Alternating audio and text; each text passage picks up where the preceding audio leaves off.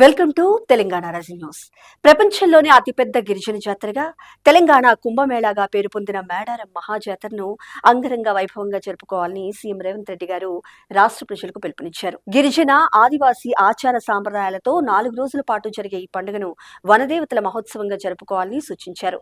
1.5 పైగా భక్తులు భారీగా తరలివచ్చే ఈ జాతరకు రాష్ట్ర ప్రభుత్వం అన్ని ఏర్పాట్లు ఘనంగా చేసిందంటూ వ్యాఖ్యానించారు. ఆ తల్లుల దయతోనే ప్రజా ప్రభుత్వం, వారి స్ఫూర్తితోనే అభివృద్ధి అంటూ ముఖ్యమంత్రి శ్రీ రేవంత్ రెడ్డి గారు వ్యాఖ్యానించారు.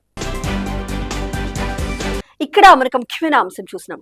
హైదరాబాద్ మహానగర ఆస్తులు, విపత్తుల సమయంలో ప్రజల ప్రాణాలు కాపాడటంలో హైడ్రా పోషిస్తున్న పాత్ర పూర్తిగా అభినందనీయమంటూ సీఎం రేవంత్ రెడ్డి గారు కొనియాడారు.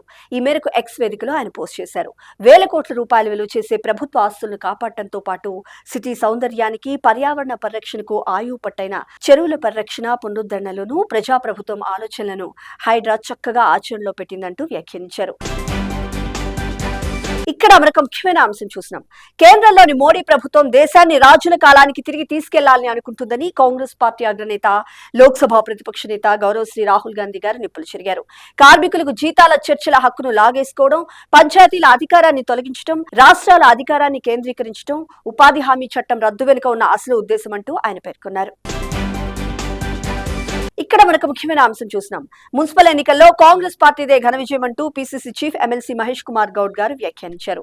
బీఆర్ఎస్ కు అభ్యర్థులే కరువయ్యారంటూ పేర్కొన్నారు. కేటీఆర్ వి పూర్తిగా సోషల్ మీడియా రాజకీయాలంటూ మీనాక్షి నటరాజన్ గారు ఎద్దేవా చేశారు. అలాగే ఇటు బీజేపీ కూడా అభ్యర్థులు కరువంటూ వ్యాఖ్యానించారు PCC chief MLC Mahesh Kumar Goud గారు.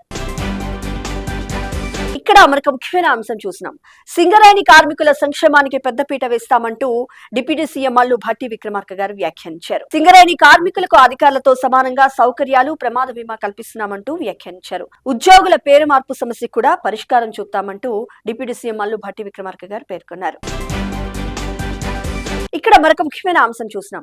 బహిరంగంగా వెళ్తే రహస్యం ఎలా అవుతుందంటూ డిప్యూటీ సీఎం మల్లు భట్టి విక్రమార్క గారితో మంత్రుల భేటీపై దుద్దిళ్ల శ్రీధర్ బాబు గారు నిప్పులు చెరిగారు. ఒకే కారులో డిప్యూటీ సీఎం మల్లు భట్టి విక్రమార్క గారు, మంత్రి ఉత్తమ్ కుమార్ రెడ్డి గారు తాను వెళ్లామని, ఇందులో అసలు రహస్యానికి తావెక్కడుందంటూ ప్రశ్నించారు.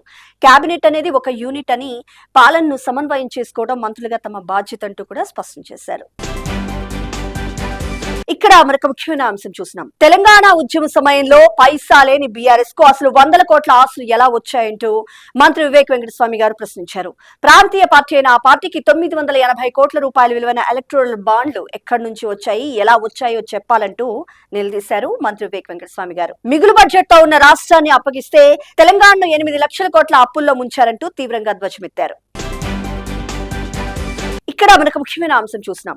బీఆర్ఎస్ 10 ఏళ్ల పాలనలో భ్రష్టుపట్టిన వ్యవస్థను కాంగ్రెస్ పార్టీ అధికారంలోకి వచ్చాక సంస్కరిస్తున్నామని రాష్ట్ర రెవెన్యూ శాఖ మంత్రి పొంగులేటి శ్రీనివాసరెడ్డి గారు వెల్లడించారు.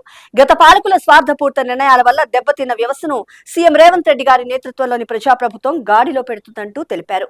తెలంగాణ ప్రజలకు అత్యుత్తమ సేవలు అందించేందుకు రెవెన్యూ శాఖలో సమూల మార్పులకు శ్రీకారం చుట్టామంటూ కూడా తెలిపారు.